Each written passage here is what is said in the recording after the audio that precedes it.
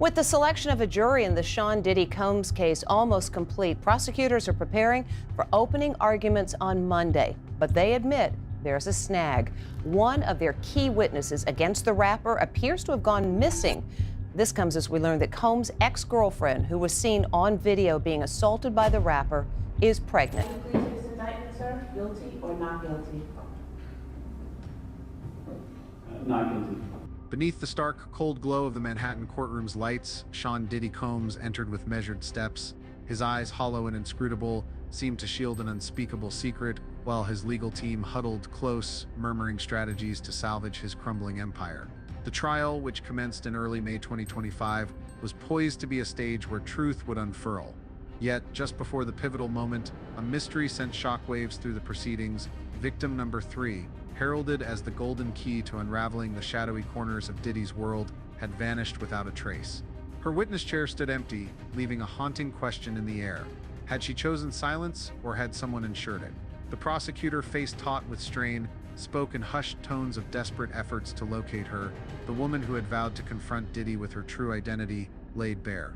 Now, there was no call, no sign, only a chilling void. Was this the fear of an individual buckling under immense pressure, or evidence of a greater force orchestrating from the shadows? Whispers in the courtroom grew sharper as the Combs family was drawn into the maelstrom. Justin Dior Combs and Janice Combs, Diddy's sons and mother, were conspicuously absent from recent hearings. Rumors spread like wildfire. Were they entangled in internal disputes over the family's vast fortune, or somehow linked to the enigmatic disappearance of this critical witness? Some spoke in low tones of anonymous messages, interrupted calls and silent figures trailing victim number 3 before she vanished. Diddy, under oath, denied any connection to her disappearance, but the flicker of uncertainty in his gaze sowed doubt among the jurors, who questioned the veracity of his words. His family, once a steadfast pillar of support, now stood cloaked in suspicion. This case was no mere trial, it was a labyrinth of secrets, where each step could unveil a horrifying revelation. Where was victim number 3, and what truths did the Combs family conceal? The answers perhaps lurked in the darkness. As the jury scrutinized Diddy's every move, this saga posed a profound question: how would they judge him amidst his tangled lies and the enigma enveloping the Combs family? To be seated tomorrow in the racketeering and sex trafficking trial of Sean Diddy Combs. More prospective jurors questioned today to make up the group of 18 people needed to officially begin the trial on schedule on May 12th. And Combs has pleaded not guilty to racketeering, conspiracy, sex trafficking, and transportation to engage in prostitution charges, 5 counts. On a tense May day in 2025, as prosecutor Marin Comey laid a 200-page indictment on the table in a Manhattan courtroom, an unsettling shadow loomed, foreshadowing unprecedented challenges in the case against Sean Diddy Combs. The disappearance of victim number 3, a witness expected to shake the foundations of Diddy's empire, dealt a crushing blow to the prosecutor's hopes. Court records revealed that just days before the trial's opening in May 2025, she abruptly severed all contact, erasing her final flurry of social media posts, frantic messages hinting at anonymous warnings from shadowy accounts, threatening to make her regret testifying. A close source disclosed that she fled her suburban apartment in haste, leaving behind personal belongings and trial preparation documents as if escaping a malevolent specter. Her absence not only weakened the indictment, but also cast a pall of fear over other witnesses already hesitant to challenge Diddy's formidable influence. The pressure extended beyond victim number 3. Another witness, gripped by similar threats, withdrew at the 11th hour, leaving prosecutors grappling with a formidable obstacle in building their case.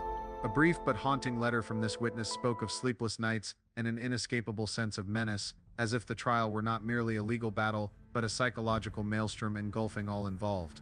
Veteran attorney Elizabeth Geddes, closely monitoring the case, described victim number 3's disappearance as a strategic catastrophe for the prosecution, especially given the scarcity of victims willing to speak out. Each witness who retreats is a brick pulled from the wall of justice, she remarked, emphasizing that the sensitive allegations of sexual abuse and violence, spanning 2 decades from 2004 to 2024, demanded extraordinary courage to confront a figure like Diddy. Former FBI agent Bobby Ciccone, in an interview with News Nation, painted a grim picture of the challenges in persuading witnesses. He portrayed Diddy as a monument of power, wielding not only wealth but an expansive network of connections, from A-list celebrities to behind-the-scenes industry titans.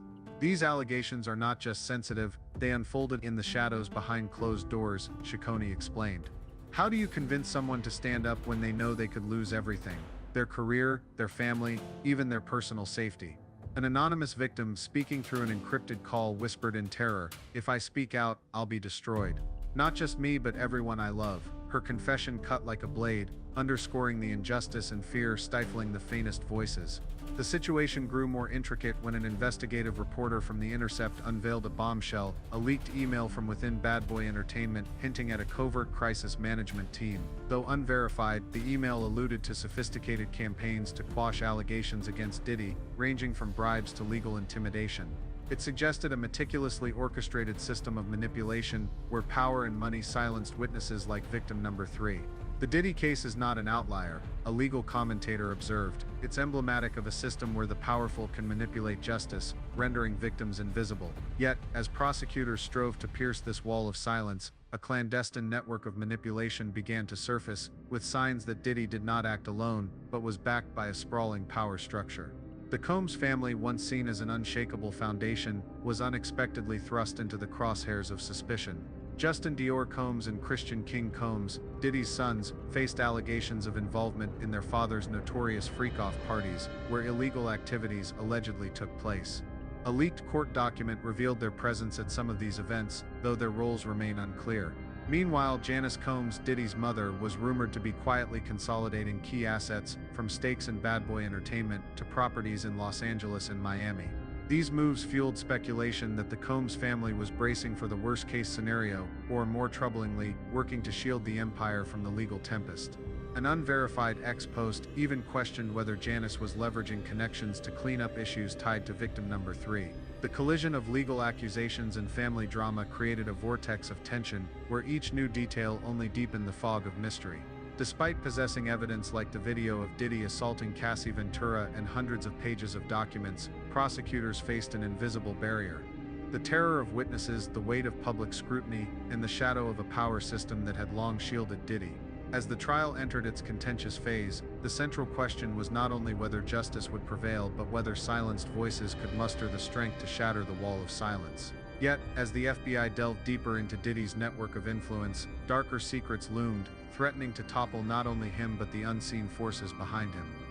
I gotta give a special thank you to the people that was really like there for me.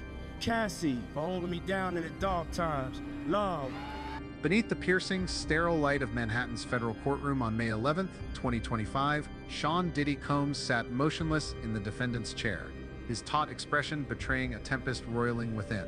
The trial, now at the zenith of its contentious phase, was no mere legal proceeding. It was an arena where truth clashed with power and fame. At the heart of this maelstrom was victim number 3, the enigmatic witness who vanished on the eve of the trial. Her tightly guarded testimony, however, loomed as a razor-sharp blade, threatening to tear through the veil shrouding Diddy's alleged crimes. Her sudden absence, mere days before she was set to testify, ignited suspicions that Diddy, or those in his inner circle, had intervened to stifle the truth. The charges against him, ranging from orchestrating a criminal enterprise through Bad Boy Entertainment, his music empire accused of serving as a conduit for illicit activities, to assault, intimidation, and sexual abuse, not only stunned the public but also exposed a sophisticated web of manipulation. The FBI, unrelenting in its pursuit, marshaled its full force to uphold justice against a formidable adversary. As prosecutors unveiled shocking evidence from leaked recordings to insider testimonies, Diddy faced a cascade of new setbacks, cornering him in a perilous position where each misstep by his legal team and every fresh revelation struck like a mortal blow. Under oath, grilled by prosecutor Maureen Comey, Diddy and his attorneys vehemently denied ordering threats against victim number 3, insisting he never met her outside public events. Yet, a prison recording played in court on May 11th revealed him instructing an associate to send a message to her, sparking murmurs among the jury and prompting Judge Subramanian to call a brief recess to restore order. After the recording aired, the jury, their eyes alight with tension, retreated to deliberate in private. Some expressed outrage at the contradictions in Diddy's testimony, while others pondered whether he truly orchestrated victim number 3's disappearance or was merely a pawn in a larger manipulative network. The core allegations against Diddy encompassed running a criminal organization, assault, intimidation, and sexual abuse, with incidents spanning from 2015 to 2024. Prosecutor Maureen Comey, her voice cutting like a blade, opened the contentious phase with a devastating salvo. Victim number three's 47-page affidavit, recorded at the FBI's Chicago office on March 15, 2025. Sealed in a safe at the FBI's New York headquarters, this document painted a vivid portrait of Diddy's brutality. It detailed an assault at the Intercontinental Hotel in Los Angeles on June 23, 2016, where Diddy, in a fit of rage, battered a young woman into unconsciousness, leaving bloodstains on the floor. He grabbed her hair, dragged her down the hallway, and threatened to kill her if she reported it to the police, victim number 3 wrote. Another incident at a Miami penthouse on July 12, 2018, described Diddy whipping a different victim with a belt, leaving bruises she concealed for months. Her testimony further revealed that Diddy routinely carried a Glock 19 to intimidate, a claim corroborated when the FBI recovered a matching pistol from a safe in his Beverly Hills mansion on March 10, 2025, its serial number aligning perfectly with her description. Victim number 3's disappearance on May 7th, hours after receiving a threatening message from a disposable phone in Las Vegas, Nevada, spurred the FBI into urgent action. A task force from the Witness Protection Unit in Washington, D.C. was dispatched that night, relocating her family, her mother, and 2 young siblings to a covert location in Virginia. The FBI is tracing the threat's origin, suspecting a close ally of Diddy, possibly from the Combs family's inner circle, orchestrated the attempt to silence her. Prosecutor Comey accused Diddy of using 3-way calls from Brooklyn's Metropolitan Detention Center to send messages to potential witnesses. A recording from May 5th captured Diddy through an intermediary named Marcus Tate, pressing a woman named Lena Carter to claim their relationship was consensual. Carter, in her FBI testimony in Philadelphia on May 8th, revealed she was coerced under financial duress, with threats that her family would lose their home if she didn't comply. When this recording played in court on May 12th, the jury fell silent, their gazes fixed on Diddy, who remained impassive. Victim number 3's absence cast a dark shadow over the trial, yet her safeguarded testimony burned like an ember poised to incinerate Diddy's empire. Diddy's legal team, led by Tenny Garagos, fiercely countered, arguing the allegations lacked direct evidence and relied on one-sided claims from opportunists. They insisted Diddy's actions fell within the bounds of personal relationships, with no physical proof of violence or threats. Yet, Diddy's silence in the dock, uttering not a word, only deepened suspicions. A stunning moment unfolded when Diddy, under oath, denied threatening victim number 3, but the prison recording of him ordering a message sent to her sent ripples through the jury. Judge Subramanian instructed the jury to disregard this detail, but their skeptical glances suggested they were dissecting Diddy's deceptive testimony. The Washington Post, in a May 13th analysis, called it an irreparable crack in Diddy's defensive wall, noting his legal team's struggle against a mountain of damning evidence. The FBI, collaborating with the Department of Homeland Security, escalated the investigation, zeroing in on the manipulative network behind Diddy. A bombshell emerged on May 10th when the FBI uncovered a video on the dark web flagged by an anonymous tipster self-identified as Truth Seeker 2025. Filmed at Diddy's Los Angeles mansion on April 19, 2019, it showed him in a heated altercation with victim number 3, identifiable by a small tattoo on her left wrist. As she attempted to flee, screaming, "Don't touch me," 2 burly bodyguards blocked her path ascendant. Diddy roared, "You're not going anywhere." The FBI promptly sent the footage to its Quantico, Virginia lab, where experts confirmed the voice and setting matched victim number 3's testimony. The New York Times, in a May 12th analysis, quoted former prosecutor Preet Bharara. "This video is a silver bullet, proving not only violent behavior but Diddy's efforts to control his victim." The video's timely emergence fueled speculation that a disgruntled former associate, possibly a security staffer, was aiding justice. An anonymous witness, a logistics manager for Bad Boy Entertainment from 2015 to 2020, left the courtroom breathless during a May 11th hearing. In testimony recorded at the FBI's Atlanta office on May 3rd, he revealed Diddy maintained a covert fixer team of 5 highly paid members to intimidate and bribe witnesses. "I was ordered to deliver a message to victim number 3's mother in Columbus, Ohio, in February 2025, he said, voice trembling. Diddy said if she testified, their family home would burn. Investigators are probing whether the Combs family, particularly sons Justin and Christian, knew of or aided this team's efforts to pressure victim number 3. The witness further disclosed that the team funneled $1.5 million through offshore accounts in the Cayman Islands from 2018 to 2024 to resolve issues. Based on this, the FBI expanded its probe to Diddy's close associates, including a Bad Boy Entertainment CFO suspected of managing a slush fund.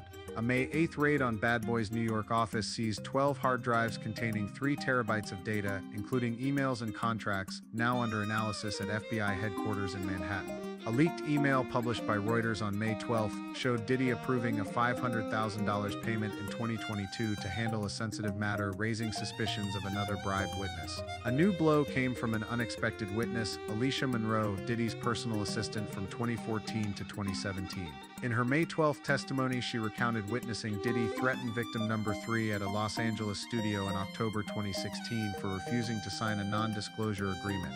He said if she didn't sign, she'd never work in Hollywood again, Monroe testified. The FBI, acting on this, conducted a second raid on Bad Boy's office on May 13th, seizing a hard drive now being decrypted in San Francisco. Bloomberg, in a May 14th analysis, noted if verified, this black file will be undeniable proof of Diddy's manipulation campaign. Another shocking detail came from an Intercontinental Hotel employee who testified on May 10th about cleaning Diddy's room after the 2016 assault. There was blood on the carpet and a broken chair, he said, confirming the hotel received $50,000 from a Diddy associate to forget the incident.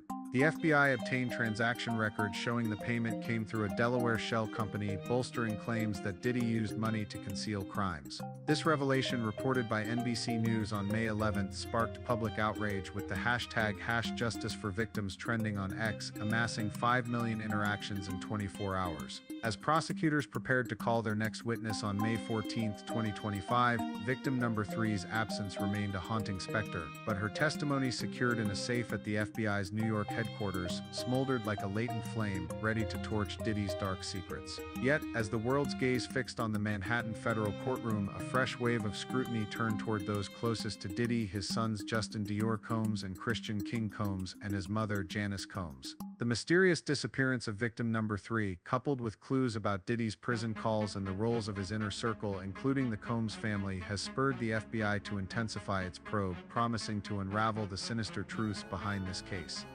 As the weight of evidence against Sean Diddy Combs mounted, suspicious gazes began to shift toward those closest to him, the Combs family, where secrets seemed to lurk behind the gleaming facade of their opulent empire. While the trial stirred public outcry over the absence of Diddy's family members, in Los Angeles, Sean Diddy Combs' sprawling mansion stood shrouded in an eerie stillness. Beneath the fading glow of sunset, the glass walls of the lavish Los Angeles estate reflected a cold, almost sinister beauty, as if concealing the dark truths seeping through the Combs family. Once an icon of power and prestige, with a sprawling empire spanning music, fashion, and media, Diddy now languished in federal custody, facing grave allegations tied to his infamous parties. But the shadow of scandal did not envelop Diddy alone. It permeated every member of his family, his mother Janice Combs and his sons Justin and Christian.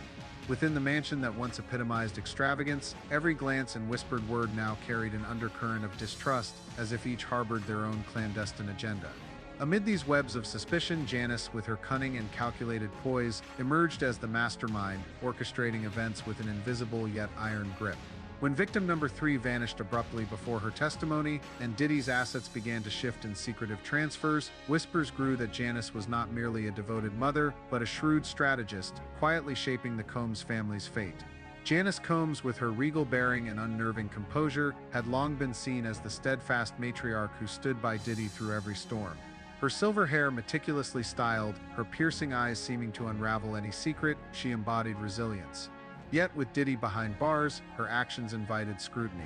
Circuitous taxi rides through Los Angeles' narrow streets, cryptic late-night phone calls, and clandestine meetings in the shadowed corners of cafes sparked unease. One late afternoon at Melrose Cafe, Janice was spotted in hushed conversation with a mysterious man rumored to be linked to associates who threatened victim number 3, fueling speculation that she was erasing traces tied to the witness's disappearance. Rumors spread like wildfire. She might have been handling documents tied to Diddy's wealth, orchestrating a plan to transfer or shield the family's vast fortune before legal repercussions consumed it. Was Janice acting to protect her son, or was she quietly laying the groundwork for a future where she held the reins of the Combs empire? With access to Diddy's covert financial accounts for years, Janice appeared poised to seize control of his colossal wealth, all while maintaining the facade of a devoted mother. Her discretion, paired with enigmatic maneuvers, made it impossible to dismiss the notion that she was weaving an intricate web, with every family member unwittingly serving as her pawn. Meanwhile, Diddy's sons Justin and Christian stood as polar opposites, each cloaked in their own shade of suspicion. Justin, the elder son, was reserved, shunning the spotlight his father once commanded. With his polished demeanor, impeccably tailored suits, and rare but meaningful smiles, he seemed the least conspicuous Combs. Yet recent sightings of him in furtive meetings with Cassie Ventura, Diddy's former partner, at a discreet Beverly Hills eatery raised eyebrows. More alarmingly, Justin was spotted conferring with an intermediary in Beverly Hills, allegedly tied to victim number 3, prompting questions about whether he acted alone or under the guidance of someone closer, perhaps Janice. The encounter was brief, marked by tense glances and hurried whispers. Cassie, who shared a long history with Diddy and was believed to hold damning secrets, reportedly rebuffed Justin's overtures. Rumors swirled that Justin was either coaxing Cassie to reveal information harmful to his father, or more disturbingly, leveraging her past with Diddy for a scheme of his own. His meeting with the intermediary deepened doubts. Was Justin acting on his own accord, or was he an unwitting player in a grander plot, possibly orchestrated by Janice? What drove the typically discreet Justin to such risky endeavors? Could it be the influence of Janice, her steely gaze ever watchful, pulling strings from the shadows? In stark contrast, Christian, the younger son, embodied impulsiveness and ostentation. With a flamboyant lifestyle and an unapologetic demeanor, he and his social media influencer girlfriend, boasting millions of followers, flaunted their presence at high-profile venues, from Hollywood nightclubs to extravagant Miami soirees. Their passionate embraces, brazen kisses captured by cameras, and provocative social media posts incited public outrage, particularly as Diddy languished in jail. Yet, their extravagance seemed more than youthful recklessness. Whispers suggested Christian and his girlfriend were staging a spectacle to divert attention from a larger scheme. Following the May 11th hearing, their relentless appearances and controversial social media posts, lavish parties, and inflammatory remarks seemed designed to keep the public's focus off the family's covert maneuvers. These ostentatious acts, though seemingly impulsive, appeared to align with Janice's strategy, using Christian and his girlfriend as a dazzling distraction to mask her asset negotiations. Was Christian vying to outshine his brother, or was he an unwitting pawn in a grander game, possibly masterminded by Janice? The contrast between Justin's restraint and Christian's flamboyance heightened tensions, as if the brothers were locked in a silent feud, each wary of the other yet blind to Janice's quiet manipulation. Amid these mounting suspicions, Diddy, though incarcerated, sensed the growing unease within his family. Letters penned from prison revealed his anguish and paranoia. "I don't know who to trust anymore. Is my own family turning against me?" The case grew murkier with victim number 3's inexplicable disappearance, a witness believed to hold critical details about Diddy's parties. Rumors surged that her vanishing was no coincidence, and scrutiny turned toward the Combs family. Was Janice, with her covert meetings, implicated? Did Justin's encounter with Cassie conceal a darker motive, or had Christian, through his murky connections, inadvertently or deliberately drawn the family deeper into peril? No one knew for certain, but victim number 3's absence was the spark that ignited Diddy's fears of betrayal within his own kin. Cassie Ventura, Diddy's former partner, further muddied the waters. Though she rebuffed Justin, she remained entangled in the fray. Sources hinted that Cassie possessed secrets capable of toppling Diddy's empire, and her meeting with Justin might have been a calculated move to protect herself or settle old scores. Yet, Cassie was no open book. Was she covertly aligning with a Combs family member, or merely a pawn ensnared in their internal strife? Her presence, coupled with Justin's cryptic actions, fueled suspicions of a broader conspiracy, with Janice, ever astute, seemingly the only one capable of connecting the dots. Through this tangle of doubt, Janice emerged as an enigmatic yet commanding figure. She betrayed no hint of panic, even as Diddy hired private investigators from prison to monitor his family. Her secretive trips, untraceable calls, and lawyer meetings were calibrated to be just vague enough to sow doubt without inviting conclusions. She knew Justin's blind loyalty could be nudged into risky moves like his meeting with Cassie. She also understood that Christian's recklessness made him the perfect decoy, drawing public and Diddy's scrutiny. Every step Janice took was a calculated gambit, yet she cloaked herself in the guise of a devoted mother, speaking of family love and sacrifice for Sean. When Diddy's prison letters questioned her about rumors, Janice responded with soothing words, "I'll always be here for you, Sean. Don't let gossip sway you." But her eyes held a glacial glint, as if fixed on a future where she held all the cards. The brothers' dichotomy underscored Janice's role as the puppeteer. Justin's discretion and covert actions suggested a bid to secure his place, yet each move inadvertently drew Diddy's suspicion. Christian's flamboyance and questionable ties seemed provocative, but he failed to see how his spotlight shielded Janice's maneuvers. As the brothers clashed, wary of one another, Janice wove her intricate web, ensuring that whatever the outcome, she would command the lion's share of wealth and power. In the opulent yet chilling mansion, Janice Combs sat in quiet contemplation, her steely gaze sweeping over glass walls reflecting the dying sunset. With Justin teetering on a dangerous edge, negotiating with figures tied to victim number 3, and Christian unwittingly commanding headlines with carefully curated spectacle, Janice's every move from clandestine meetings to asset management was shrouded in just enough ambiguity to leave observers questioning her role in victim number 3's disappearance or her efforts to safeguard the family empire. The witness's mysterious vanishing paired with shadowy asset transfers cemented suspicions that Janice was not merely protecting her kin but quietly usurping Diddy's dominion. Each comforting word to her jailed son, every smile for the public, served as a flawless mask, concealing a meticulously crafted plan.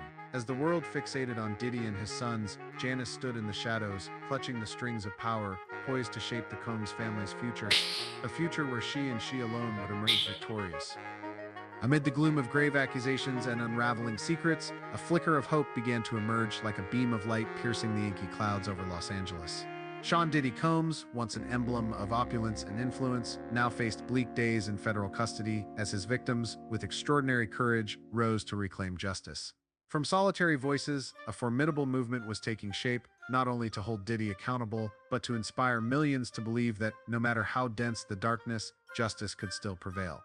Cassie Ventura, one of Diddy's former partners, became a focal point when she chose to testify under her real name, defying threats to her safety and reputation.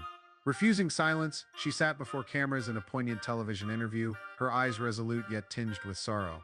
"I lived in fear for too long," she said, her voice trembling but resolute. "But when I think of the other victims, those without a chance to speak, I know I can't turn away.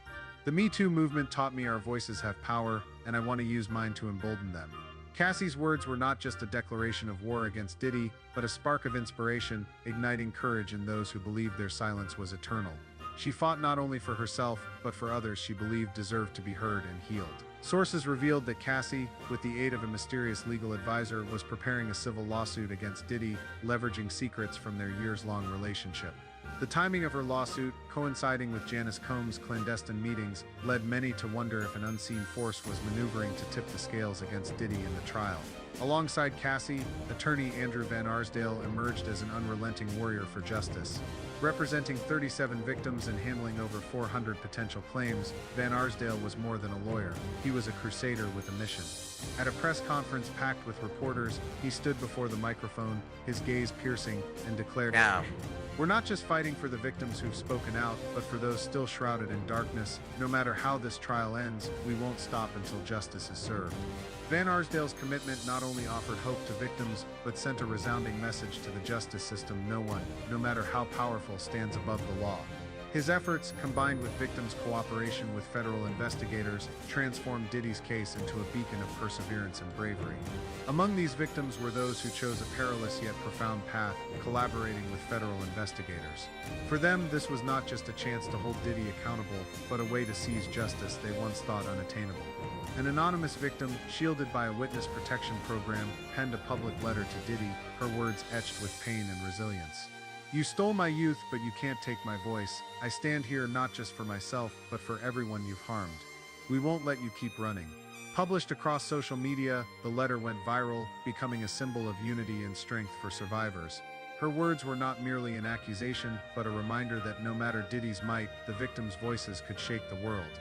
This solidarity was amplified by a new figure, Aaliyah Carter, a 25-year-old social activist with a fiery heart and a grand vision. Aaliyah launched the online campaign #Justice for Diddy Victims, rallying communities to support the victims. Through powerful posts, inspiring videos, and live streams drawing thousands, she turned her campaign into a global movement, amassing millions of supporters. "We can't let the powerful keep abusing and evading accountability," she declared in a viral video, her eyes blazing with resolve. "Every share, every signature, every voice is a brick in the wall of justice." Aaliyah's campaign not only pressured the justice system but breathed new life into the fight, assuring victims they were not alone, that the world stood behind them. Meanwhile, federal investigators harnessed cutting-edge technology to delve deeper into the case. Using artificial intelligence, they sifted through terabytes of data from Diddy's iCloud and devices, uncovering hidden patterns, encumbrous emails, texts, and videos.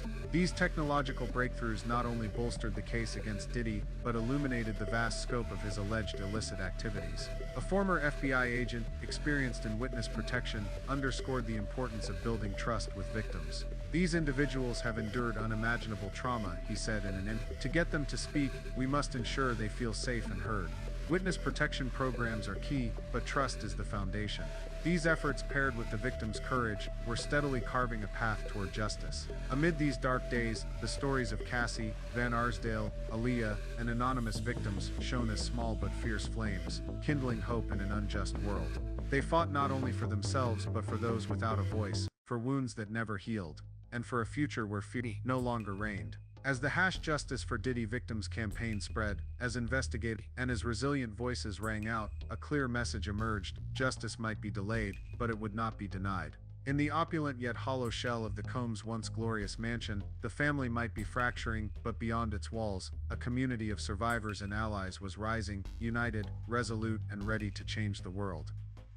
As the trial spotlight pierces the shadowy recesses of Sean Diddy Combs' empire, a broader narrative unfolds, not merely about one man facing his reckoning, but about an industry tainted by power and abuse. Diddy, steadfastly pleading not guilty, stares down the prospect of 20 years to life in prison if convicted, yet this case transcends him alone. Fresh evidence, from freak-off tapes to allegations involving minors, complicates the proceedings, casting a deeper pall over the victims. Meanwhile, attorney Andrew Van Arsdale, his voice brimming with resolve, insists that justice is more than a verdict. It is accountability that allows victims to heal.